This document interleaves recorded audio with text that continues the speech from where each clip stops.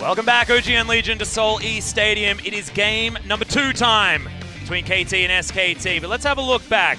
Def did a bit of damage in game 1, and it was a get behind the Caitlyn composition. They certainly got behind the Caitlyn. That was one of the ye old 48+% team damage deft performances, but he was set up for it, like you say, Atlas. It was all about Caitlyn with all the shields, an Ardent Center, a blast from the past in 2018, even from the Janna.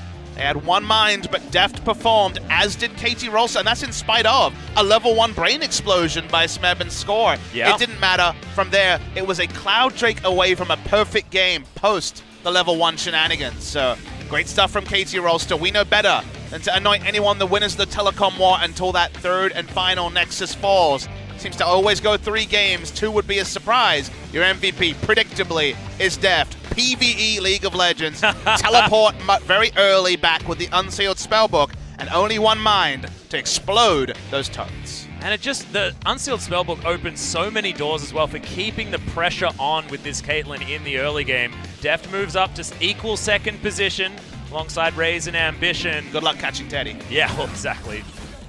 You're the guy that you get behind every single game. It does feel like Unsealed Spellbook is now one of the few ways to actually innovate between champion select and the game starting. Counter picks, you know, there's that extra time to adjust your rune page and make some more changes. But whether you take Unsealed Spellbook or not just changes everything. You know, the first person that took it was Prey on the Sivir, and now it's standard on Sivir, but on Caitlyn, it's a new thing, and it seemed to surprise the flow of the bot lane for SKT. Bang and Effort never got into any sort of rhythm. I'm very interested to see whether we'll see Wolf actually sub into the support role. If you look at his solo queue account, it's almost exclusively jungle, but we of course know he has so many hundreds of competitive games on the support role. They should be able to get there comfortably. But where's the mind space at? Who's playing jungle? Who's playing support? It seems like the SKT game of musical chairs will continue to turn. And I absolutely love this, what we were watching just then, where it went from that Baron pick-off attempt onto Deft to the end of the game, because that basically was the play that gave it to KT. And yes, there are a few kills. Yes, it was getting behind Deft and watching him do all of the damage, but it was that orchestrated moment that really is the clincher of what that game 1 was, because of what we know. And this music tells us that there will be a sub. See whether it is the predictable Wolf's going to come in somewhere sub, or whether it is going to be Tal making his way in, and it is. So Antara hopping out of the top lane. Tal moves in. And sadly, what that means confidence-wise for SKT and Antara is, well, we gave you your Gnar and you couldn't find a victory. 3 victories and no losses previous, now 3-1. Tal played in the 94-minute Fiesta against Jinair. Looked decent, but didn't look better than Antara on the Gnar. His name, Tuhal in Hangul, means to lock in Trundle, known as a very prominent Trundle player. If you look in solo queue, he's playing the GP, he's playing the Vladimir, he's even got a pocket Nasus that he breaks out in some specific ways we'll talk about if we actually see those criteria open up in the draft. But man, think about who's in this roster. We have to take a step back and appreciate it is a best of 3, but in game 2, potentially the ending game of this best of 3, they're fielding Effort, a 17-year-old, 2-month substitute AD, support that seems to be their support, and now their substitute top laner. There's very little experience, short of Faker and specifically Bang, but also Blank to a degree on the side of SKT. But Blank hasn't often been the starter. We were going over it, you know, it was always Peanut that started for SKT when they were successful against KT. Earlier on, it's not Blank doing the download. Now we're going to head into game 2, and he's going to change it all. It's a different SKT this time around. But Tal, will he be able to offer what we think he might be able to with these change-up of picks? SKT on the blue side now, still not dealing with any of this Cogmore nonsense from Deft. Yep, no more shenanigans. We'll see whether the AD carry slot is going to be looked at heavily by both of these teams, but no Sejuani first pick, says KT. Yeah, there's an unbelievable amount of AD carry bans in the first round. You know, sometimes we see them kind of snowball into the second round if no AD carries are taken, but it was just AD carry ban after AD carry ban. It allowed KT to first pick the Sejuani, and level 1 Gaff aside was very strong for KT with the fleet footwork Sejuani, a different style from Score. We're going to be seeing those AD carry bans, and you got to love the Rise smile from the usually pretty quiet Deft. And if we can all remember, you know, back when Deft was in China, the classic pastry time Deft what the heck moment where he picked up a pentakill. On Sivir. On Sivir, exactly. I mean, there was relevance to my story. That was Game 5 of the series against LGD. Very, very famous game that Pastry Time and I cast many moons ago. Now we leave that particular region. I find myself here in Korea, and I find myself in 2018 seeing a Galio ban. Yeah, Galio ban against Pawn. Wasn't really a way that SKT could find to punish it. You have to admit, the gank combination of Nidalee and Corki isn't a lot of CC, so they didn't really have too many options to lock down the tanky monster. Okay. But speaking of monsters, Tahm Kench to take the final ban slot. Let's talk about what's left up. Kalista is left up, a very famous pick for Bang. Yeah. But also Varus is left up, so you see Tahm Kench banned away. Varus Braum is almost 100% going to be the lock on red side. It almost feels like if we do see the Kalista locked in and Bang is having second thoughts, we could see Kalista Thresh versus the Braum and the Varus. It feels like we already know the bot lane matchup, but does also mean other prized picks are left open. KT, they take the Rise very early. Yeah, and of course, no opportunities to pick up any other AD carries. Not going to be able to deny Deft. So, there's the support position that's being considered here for KT. Marta pretty vocal. You can see he's not actually giggling looking at this Leona pickup. Could actually be something that they're serious about. Interesting they're going to hold the Braum. They're actually going to take the Varus and look for more information. Yeah, will that information mean the long delayed debut of Faker on Zoe is available in the first round, will probably be banned in the second round? Will we finally see it, Atlas? Faker had a good game, but unfortunately his teammates couldn't hold up to his end of the bargain. Oh, Faker draft here. The Azir is another option. Sure. Was going to say it. Now it's insta-locked for Faker. We've seen what he's done when he is Rise against the Azir, but we've seen Azirs be able to poke out the Rise as well if they're not at that level of play. This is going to be one hell of a matchup because Pawn's been playing Rise forever as well. And it's also a pick that recently feels Rise favored in the Azir matchup because of the ability to skip over the Rod of Ages and go for the more Abyssal Mask, the more tanky side of the equation. Could just be lane bully status. Yep, is confirmed lane bully status for Smeb here on the Gnar. So interesting to see what Tal's pick will be on the blue side, given that his only competitive game so far, at least in the LCK, has been on Gnar. Yeah, a bit of a no-brainer. We talk about the Rise Gnar in almost every single matchup because it seems to be pretty prioritized. Should also talk about Tal a little bit, given that a lot of people are tuning in for this match. Yeah. Was, of course, Son of Kasing in EU Solo Queue, played on Red Bulls. Same team that Kasing played on in the Challenger Series. Looked like a carry, but predictably with these young Korean players going overseas, never really got the communication issues out of the way. So while he has some spotty experience, certainly not telecom war fire experience like he'll need here. So a big ask for him. See the Camille banned away. That's actually a flex pick for SKT. Even recently, we've seen Blank play a lot of the Camille jungle. Nidalee Camille were his two biggest picks in the jungle role. Rengar was the next one. So very well could see the Rengar from SKT. Kha'Zix, another option here as well. Score, of course, lifetime, phenomenal Kha'Zix player. 77% win rate, something like that, sitting on about a 5.6 KDA on the champion of all time across 22 games. Two of those games this season, though, Papa Smithy, and they were both losses. We did see the Alistar for a moment. Soraka would again be a crazy one. You don't really see too much backline threat short of the ultimate from Kalista at this point, but let's see if there's fishing for information. We've seen a lot of mind games so far from the side of KT. A Soraka would be surprising. The Alistar would be classic Marta. Absolutely, and this is what I wanted in game number one. I wanted every game that I see any of these supports that have been known for their Alistar play. We were treated to Gorilla earlier. We were treated to Wraith as well in the series before. It's unsealed. Oh, we're going to have double Spellbook bottom lane, most likely. We have double AP too, if it's going to be the Vladimir lock-in here. Vladimir does not win the matchup against Gnar in any significant way. We only have one game of recent evidence, but it was actually the Gnar making the winning side of the matchup. Spectre's Cal into Black Cleaver, and a long enough lane, you can actually, with Hyper, burst down. Well, burst is a strong word, but take down of Vladimir. Oh, I really like this. If this is where Blank is going to go on the J4, his last performance didn't actually die on the champion, is one of those tanky frontline threats, can build really strong, but also has the presence in the early game. The other option obviously was the Zac, decides not to go for it. And Zac could be the final pick here for KT if they feel good enough about the lanes. Kind of the question is, can they afford to go for a Zac or a Shyvana, which would be another choice that's possible. The lanings are strong from KT, but drafting Shyvana in pro play is still pretty unexplored. We know the power of the champion in solo queue when you can go for a red smite and kill people with the press the attack, but it's probably going to have to be a bit more measured from Score, and he looks at the lanes and feels strong enough to go for the Shyvana. Still a risk, though.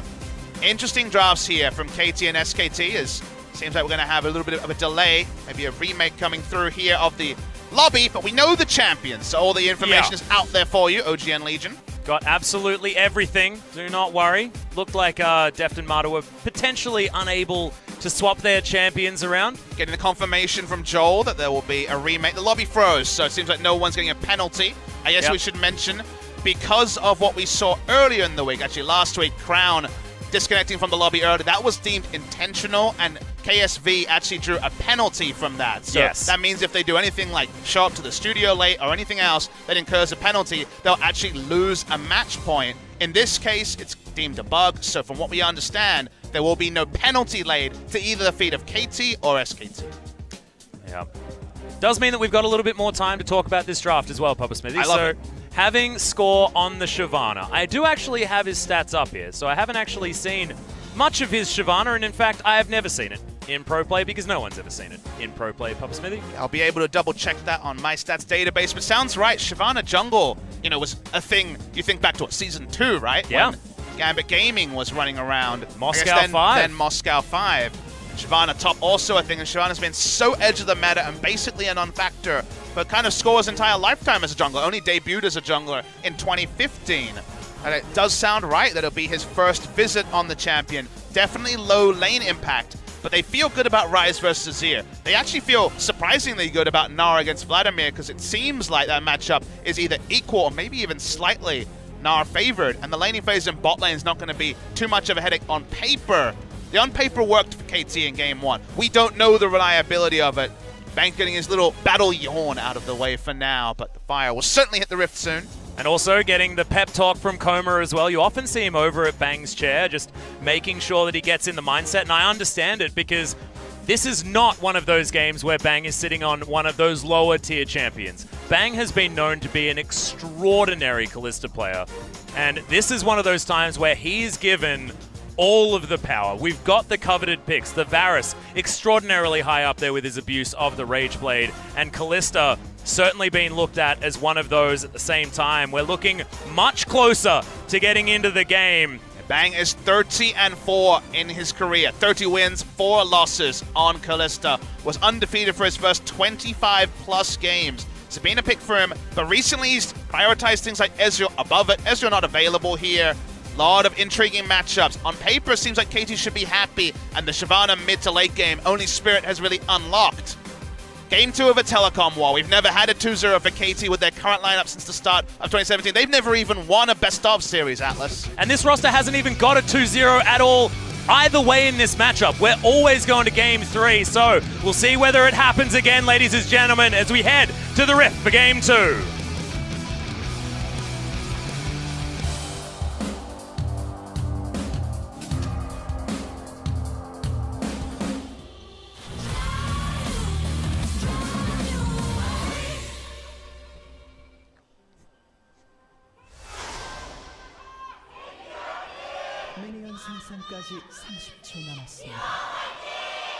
Oof. SKT fans certainly showing up. We're in a packed Soli Stadium right here, Papa Smithy. Everyone wanting to check out the telecom war. Yeah, whether they're first or last, the KT and SKT fans will always come to deem who is the victor between these two famous companies. If you're new to the telecom war, KT and SKT are the two primary mobile phone carriers here, so Verizon versus AT&T. If you're an American, you understand that this is definitely high stakes. These teams are both very well supported, very well paid, superstars everywhere. But SKT. And also for Australians, of course, Optus versus Telstra. You know, we got to help them out. Where were you on the side of Optus versus Telstra? Well, I mean, custom sport-wise, it's all about Optus, but as far as coverage, you have to go with Telstra. I'm just saying, which side were you on? Telstra. There you go. I was a Telstra man too. I guess we're biased. Yeah, there we go. But we're not biased when it comes to SKT versus KT. Both of us, KT Internet, and we have SKT telephone service. So I was stipulated by Riot Games, so we had to do that. Just kidding. If only. That would have been going a little bit too deep. That is going to be the red buff leash, though, coming out for SKT. The man on your screen a moment ago, that man Blank that you're mentioning, is kind of the game breaker here, because we're saying, oh, all the lanes look pretty good, and we know how scary Shyvana is if she shows up with a Devourer and a Frozen Mallet without too much action happening. The lanes are looking decent. Outside of a moment of brilliance from a man like Faker, it feels like the jungler is that great unknown variable that always messes up the scientific equation that is team comps on paper. So let's see what things Blank can make happen. He was a bit of a voyeur, just kind of watching on as KT dominated Game 1. Needs to be more active in Game 2 to give his team something to work with. Well, upon hits level 2, you can see already Faker is dominating this lane. We had a feeling that maybe he'd be able to navigate this early game quite well because he knows the other side of the matchup so exquisitely. 4 games already on the rise so far in the LCK. We haven't seen a lot of Faker's Azir, though. Of course, haven't seen it this season, and of course was out of the meta in the last season. Has historically played it to such great effect, but it's been a while. It was a pretty big meme back when Azir was really center of the meta, which I'm thinking back to 2015, that, you know, Faker wasn't even the best Azir on his team. Back when there was a certain Hoon, Easy Hoon, one of his small effective champion pool, was the Azir, but the thing about Faker's Azir that people miss is that actually, when you look at his win rate on the champion, predictably in a team that's done well, he's actually always been very capable on it. And if he didn't have the single champion mastery that necessarily Easy Hoon had, he was always impressive in his own right on the Azir. So certainly someone who can play-make. They have a lot of playmaking options now for SKT. Even if you see Vladimir come in from the flank to 10% damage amp on a beautiful Azir sec play, might be enough to just ravage KT. So no guarantees, even with the draft. Looking pretty good for KT Rolster. Well, speaking of looking pretty good, SKT are able to look and see that the Gromp hasn't been taken just yet. You can see Score heading back down, grabbing the Wolves before picking that one up. And they will have eyes on the Shyvana. Ada doesn't go for Unsealed Spellbook, so we'll not be going for what seems like the flavor of the month rune onto the Alistar that was made famous by Ming over in the LPL. This has Ignite, so certainly has a lot of all-in power with the Aftershock proc and Ignite. And maybe just wants to prey upon effort and surprise him with early damage. See, thankfully Bang wearing his own skin on the Kalista. At least someone on SKT will use their own skin. Yeah, exactly. Faker disappointing us every single time. Certainly won't be using Easy Hoon's Azir skin. Although that would have been the best troll. The man that never uses a skin when it's not even his for his team. Perfect. Doesn't quite have that sense of humor, though. Only take delight in winning. Yeah. Which is usually the mark of a real champion. And like you say, he's in luck. He's won a lot. He certainly has. Not as much recently, though. Wants to get back to that point. Saw a big smile on his face, actually, before game number 1. One able to throw a bit of harassment on top of him, though. Teleport going to be utilized. Blank heading back. The Unsealed Spellbook allowing Pawn to stay in this lane quite well. And a decent back timing with the tier picked up alongside the Ruby Crystal, so we'll be a little bit more healthy. Abyssal Mask heavily expected here to be able to just withstand the lane, and then Shyvana has good magic damage, a little bit of hyper from the Gnar, but also Varus is heavily expected to go for the Rage Blade and have his own magic damage as well, so a lot of value from the Abyssal Mask passive, along with the laning stats it'll give him. Abuse onto Pawn here in the mid lane, as you can see. Headbutt Pulve lands down onto Bang. Unbreakable a little bit late to block that hail of arrows. Seems like Deft is just Unsealed Spellbook on every AD carry. Found a new favorite rune. I think so. It's already been more successful than his attempt at a new summoner in the Teleport Jace he tried. Well, exactly. I was about to mention that one as well. That was a long time ago, digging back into the history books, but that was an abundantly clear misplay. If we're going to go through the history books to find things to praise, we have to also go through the history books and laugh a little bit. Yeah, that's true. We haven't spoken about Mata and his support options, and we'll save that if we get some extra downtime, because that one's a little bit more of a storied history.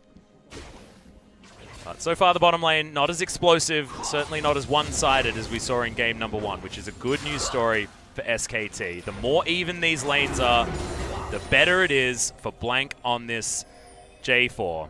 Because the Shyvana not going to be doing a lot of work ganking early. If it just keeps going even, if no one's dying, still pretty good times for KT as Mata takes too much free damage.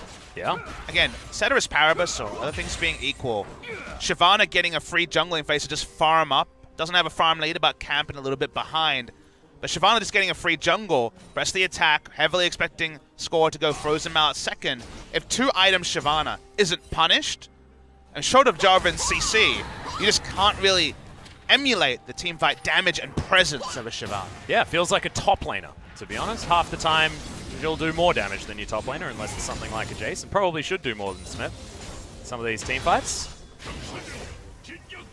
But we'll also see a lot more priority on that Dragon as well, getting those permanent stacks, making sure Scores as powered up as possible, see whether he heads down there. He's level 6, Blank also level 6. It's just nice to see KT responding in draft, because there was definitely a long time in Spring especially where KT knew how to draft strong for their style, right? They knew what a winning KT comp would look like, but sometimes they were a bit tone deaf for what the enemy was running. I think of the Talon top when they kind of over-pursued on win lane, win game, and no other way to take down a team like SKT.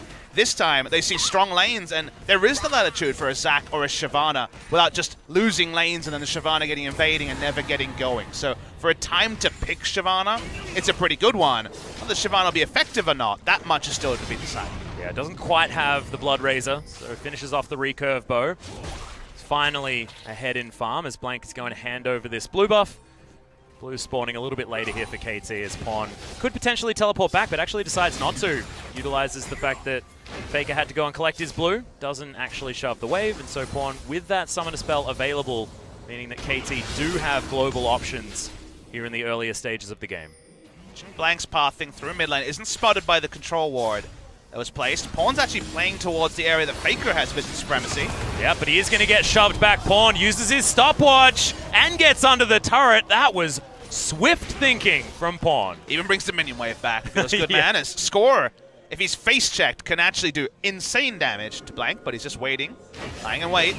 Oh, Sand Soldier putting in there. That was so heads up by Faker. That's the one area that wasn't being scouted by Blank, and he even gives him coverage there. So smart move from the mid laner. No surprise for Faker.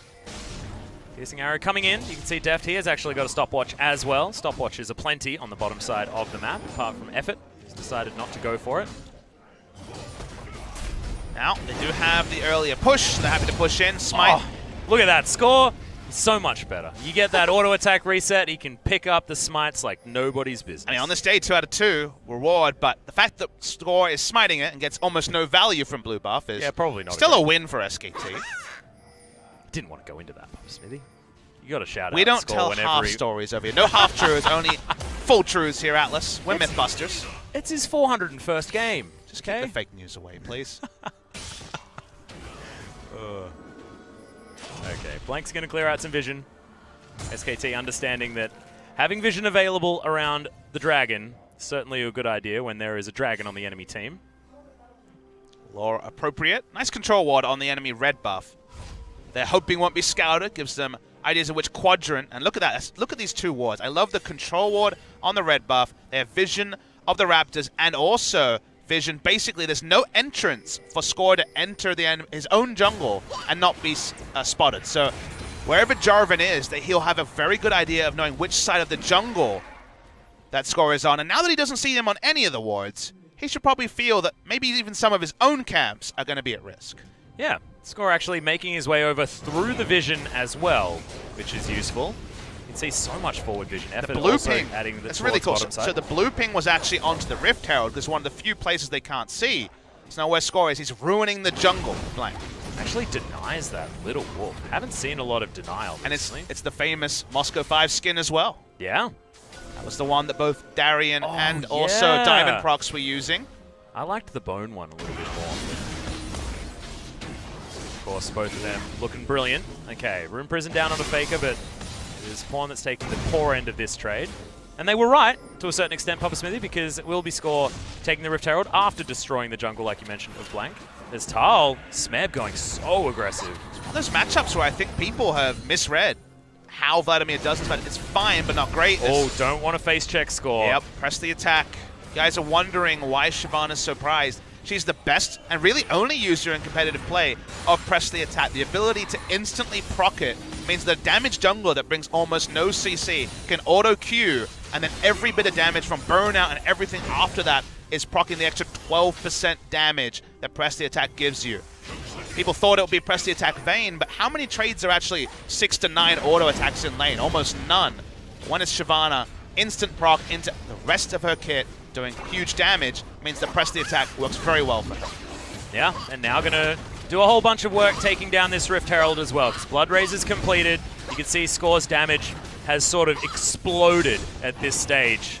Once you grab that first jungle item, and you were talking about having to deny the Shyvana, they will deny her the first Cloud Drake of the game. So it will be the more valuable, I guess, overall objective in the Rift Herald, but Cloud Drake going to be picked up and the Dragon denied.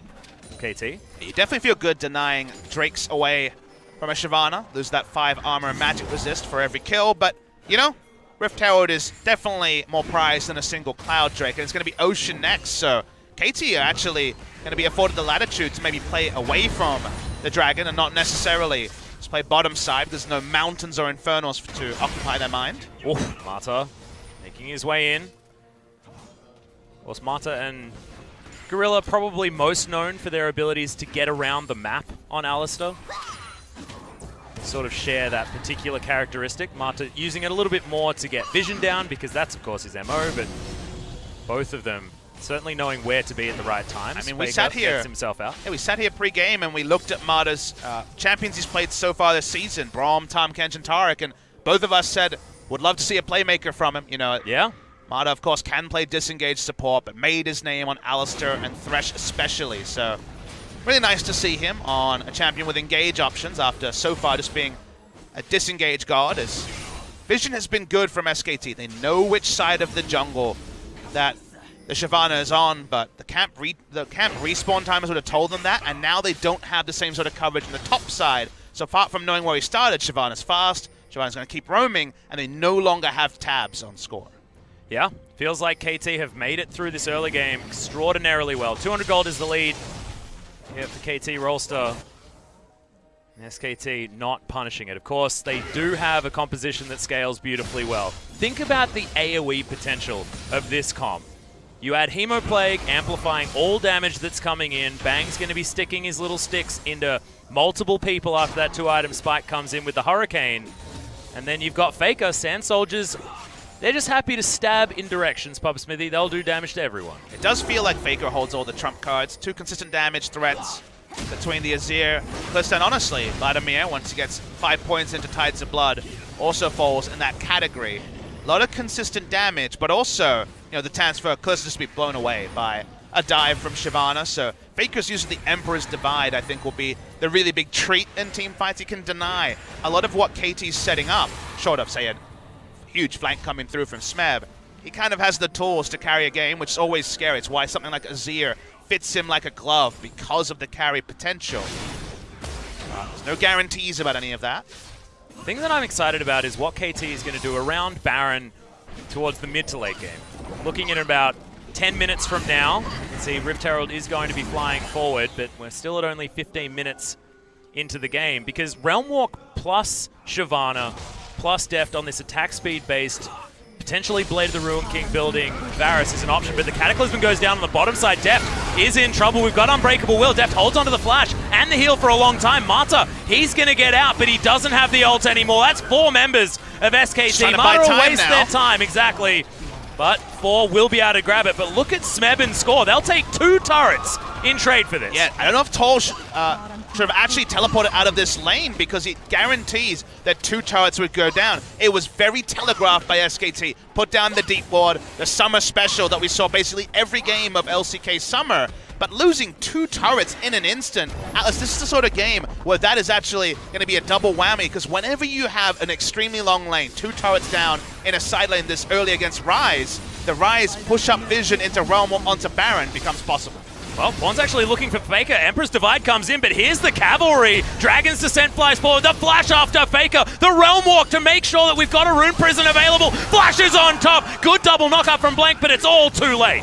Very nice chase by KT. They knew their limits. They wanted to kill that MVP from the side of SKT. He's down. They push up vision. No Baron to take too early in the game, but KT control the map again. This is really scary if you're an SKT fan. KT are playing like they know exactly what their comp needs to do. Yeah, chasing the Jarvan out of the jungle as they rotate members around. This is beautiful macro from KT. They get an advantage. They kill the Azir. The Emperor of Shurima is in the death chamber. They also chase out the jungler. No one's going to be slowing down this turret take. Third of the game for KT. Yep, and Smeb shoved up that top lane means that he can now lie in wait, gatekeep on this bottom side. We've got a minute before the Ocean Drake comes up.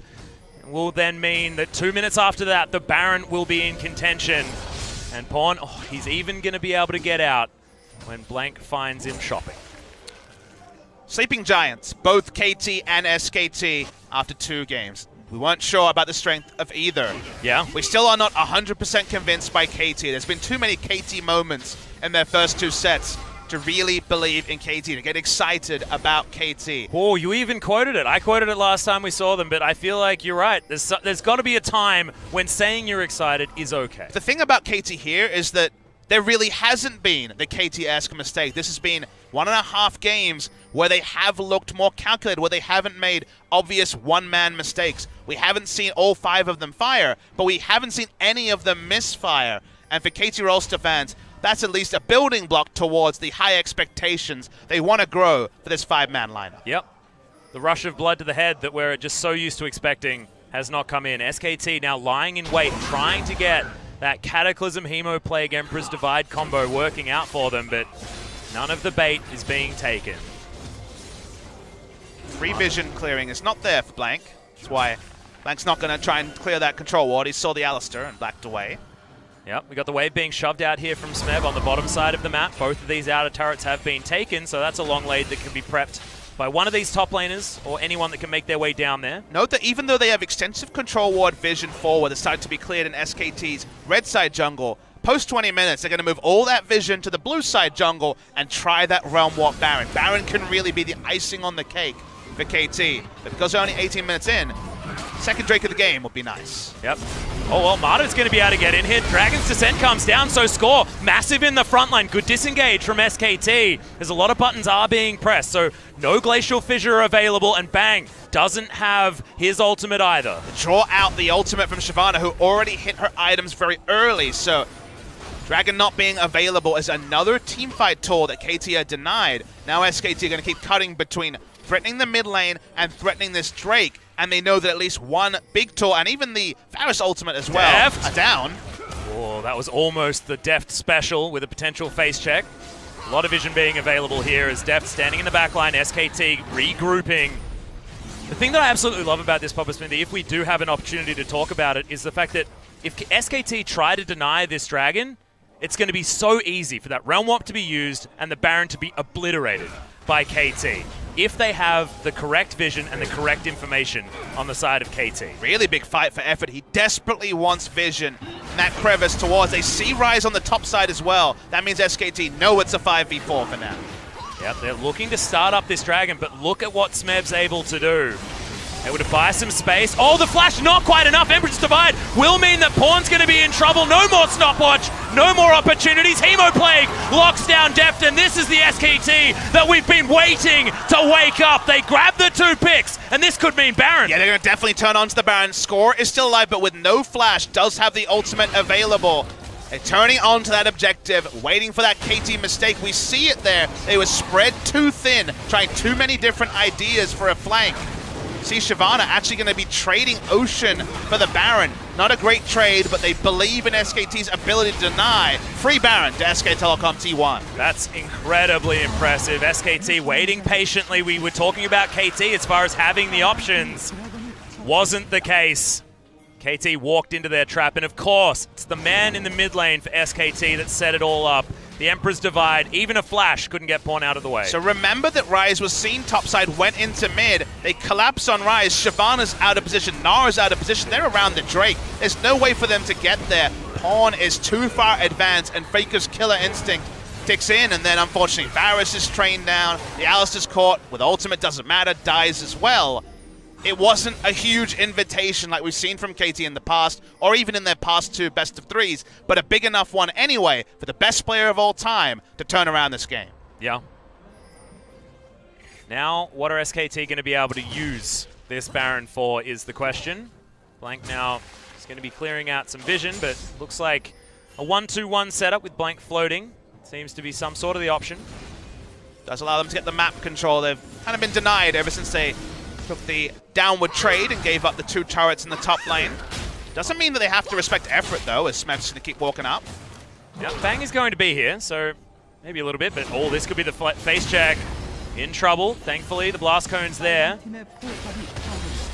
Faker starts the onslaught of the turrets. Second one to go down for SKT this series. Definitely not going to be an inhibitor breaking Baron, but it's going to be a map control and also turret equalizing Baron. All that SKT is looking for. They needed that Baron desperately. The foothold back in the game. Now they're looking stronger. We saw Blank having coverage for Faker taking the top lane turret. Hasn't been able to get near it because of all previous damage in the top lane, and mid lane's also going to go down. Yep. Should be an easy outer ring being taken. Not sure whether they're going to be able to definitely grab these inner turrets, but Faker looking to try and get some poke damage down. Def gets out of the way of most of it as Score's trying to clear out what remains of his jungle. So much threat onto Def. Remember, no flash Def, no flash Pawn. And a Zircek play from Faker could just ice 2 kills if he gets the right time. Yeah. You can see Pawn actually sold his broken stopwatch as well, so no Zhonya's to be coming from that particular Fiendish Codex. Slow onto Score as well. It's really hard to get on top, but the Ghost is actually drawn out, but that does spell the end of the inner turret in the mid lane. Big Baron buff power play when it comes to gold. Will not break the base, but the next time Teamfight victory happens, inhibitors go down, KT fall behind further. Such a big tempo swing we've seen in this game. Items looking strong as well. 2 items on Kalista and Azir. Both of them continue to power up. But Vladimir also showing good presence in the bot side after being able to get into the backline in the last fight. The reality of going for a no-escape carry against Vladimir is that someone can get the flank. The one time Vladimir does, able to assassinate Deft. And now KT Rolster can make no more mistakes. Maybe they've already made one mistake too many. That's what it feels like, Papa Smithy. Have to say that that moment felt incredibly pivotal for SKT, and slowly but surely, Bang is getting to the point where he is going to be a complete monster. We were talking about Faker. It was about him in that play earlier, but what that's done is set up Bang for almost easy success as we move towards the later stages of the game. 1-0-2, but has those 2 items that you need and the QSS that Kalistas absolutely love. He's in a great spot. SKT's team fight is much more of a known quantity than KT. KT needs to have a moment of brilliance, catch someone unawares to really pull off a true 5v5. If a fight just starts with Score jumping in, Azir, Kalista, Vladimir can play front to back and obliterate a front line very, very well. Best way to deal with SKT is to kite out the damage or find a pick, as we might have seen a pick here. Yep, teleport does come in. Good flash, gets out of the way of the headbutt for Blank. They do get the summoner spell as Bang. He's going to turn up. Deft's here as well, though, so Smeb, he's not in any trouble, but Thal doesn't have teleport. He's got the Ghost on the bottom side with his spellbook, and he's going to look to push this one out. Means that KT has the man advantage, but not the confidence to try and take on SKT. Yeah, the man advantage doesn't mean anything when you've only blown 1 flash. That's on the Jarvan, who can still face check and flag and drag away. And always back and get the teleport, swap it out for Ghost. Such the flexibility of the unsealed spellbook. We just returned to normalcy. Another objective piles up for SKT. They now have a 6,000 gold lead. Getting very scary if you're a KT fan. The early game looked so good. KT trying something new, giving Score all of the space, making sure that the lanes are able to control themselves. That one moment, that one juggle around the Baron to the Dragon. SKT just playing together better as a unit. Faker turning it on. Haven't seen too much from him the last few minutes. It's been about 6. But when will the next play happen? Will it be KT looking for desperation, or will it be SKT just tearing down turrets like it looks like they're doing right now. No Smeb available, no teleport for him either. And 4 of them just watch as the turret falls down. There's a Cataclysm as Blank. The stopwatch is used, but he's in turret range. In goes Bang, and he's getting 3 shots. Score is going to be the first one down there under the turret. The 2-man Empress Divide, and these will be all of those Ren stats being torn out. Pawn's going to fall. It's a triple kill for the Kalista, but Smeb is massive, gets a brilliant wallop on top of Bang, but is it going to be enough? I don't think so. I think the base is still going to be broken. Faker just overwhelms everyone. They see a time. Nara's not there. They dive it, and it works. Atlas, they're able to secure the kills. Can they actually end the game? 15 seconds on to score. First thought is no, but still, it feels like that's the last dagger through the heart needed to take down KT Rolster and force a game 3. Yep, I feel like Smeb may have just saved them from losing the game right there. However, still looking so dire. And Blank, this almost looked like a ridiculous engagement, but it all pays off. Yeah, he has the stopwatch. Toll has the ability to ghost down and then just turn it on. Smeb is in mini-Gnar. They see that little bit of information. Smeb in the mid lane with mini-Gnar. Ghost is popped. Faker goes in.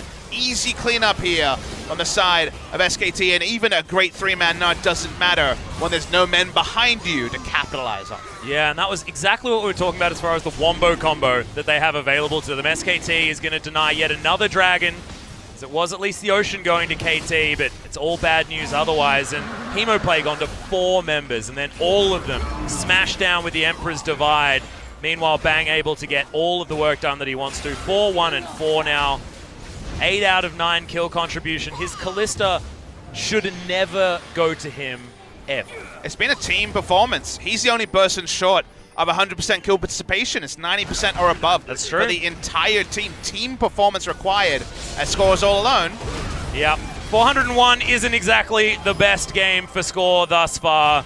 He's going to finally use the stopwatch and gets a little bit angry. But you can understand why. He's going to the Death Chamber. 4 versus 5 as SKT follows some super creeps towards the enemy base. Really good stuff from KT. Reminds me of Kingzone yesterday, being able to turn it on the moment they got even a sniff of an opportunity. Smart is left all alone as SKT want even more than just the cow. Yeah, Unbreakable Will's looking real breakable at this point, Papa Smithy. And it's just kill after kill. And SKT know that when they're given an inch, they know exactly what to do. Smeb on the wrong side of this situation. Already the backs are coming in, but this will cost them an inhibitor. We've got super creeps on the Nexus. Bang actually wanting to get Nexus turret damage. This will be all of the inhibitors going down. Looks like game number 3. It felt inevitable because every time we see this iteration of KT versus SKT, it goes the distance apart from the spring final. The insane thing is, Atlas, that we've had all the best of 3s, 2 best of 5s, and yet there's only ever been 1 game that didn't go 3 games because the spring final was a 3-0. Yep. It was only the reverse sweep from SKT that did not go 3 games. Went the full 5 that time as SKT turned on to Baron, and sorry KT, you're not going anywhere near it. Nope. We're going to get our money's worth. That's the brilliant part. Selling tickets to the telecom war is pretty easy because you know you're going to get all of those games. History has certainly taught us that one. And if there's any night where you want to be at work a little bit longer, it's certainly a night like tonight. Game 3 will be KT on blue side. And so far the series has gone blue side focus. How much of this game was Bang being back on Kalista certainly helped with their initiation. To me, the game was more decided by KT actually opening the door and SKT still being that high-class team to take advantage out of a mistake. In every iteration, through every lineup, that has been an SKT standby. Maybe they're in the early game, they fall behind. Maybe they actually don't have the tempo at the start of the mid game, but ever give them a chance and they will put you to bed. That's what they've done for KT in game 2. Feels like whatever happens this game, we're all but ready to ink the win for SKT and that mouth-watering game 3. Oh yeah. We'll remember that KT get to move back to the blue side, which has been somewhat of a power play. Got a ghost coming out somewhere. That was actually flashed from Marta used. Pawn having to use the ghost. Still able to move pretty quickly, but now it's that suffocation. It's that full power SKT knocking on your door. Super creeps, Baron buff, everything that they could possibly need. 2 minutes remaining of that purple aura. And Marta's just getting chunked. He will have to use the ultimate if he wants to try and start anything. Deft getting some decent damage, but he doesn't have the items that he had in the last game, and these turrets are getting smashed down. Blank jumps his way forward. Deft has to deal with that. Both turrets removed. Smeb's going to get destroyed. Score easily follows. Pawn trying to get damage down where he can, but Tal isn't even going to die. It's a triple kill for the god of the mid lane, and now they'll take down the Nexus. SKT will let it go the distance. It's a quadra in the end, and the king is back. You never write the story of the telecom war until the match is over. After game 1, KT looked oh so good. The game 2 start was also good for KT, and then the same SKT, the specter of the team that are 3-time world champions, came back, they powered them over, and suddenly it's a best of 1 for all the marbles, for the momentum in the second week of the season. It's crazy to think that after a spring season last year, well, this is the final fixture of the first round robin. It's the second fixture, the third fixture I should say, for both teams, and we are no closer to knowing who will come away with it. KT, just like in all those previous times, had a game 1 strategy that SKT had not scouted. The game 2, they tried something that did not work. The game 3 is really where the money is made. It's crunch time for KT and SKT. And I just can't wait to get to picks and bans and see what new stuff these teams have to serve up. And I feel like as well, it tends to be Coma just having that genius moment, knowing exactly how to design a game 3 that SKT are going to win. This time, will it be a different story? It's 2018, it's a different beast. And KT, especially if we get the same KT from game number 1, which was reserved, controlled, but aggressive when they could be, this could be a different story. We could be rewriting history in our first telecom war of the year. We will have one more break, ladies and gentlemen. Don't go anywhere. The telecom war will conclude.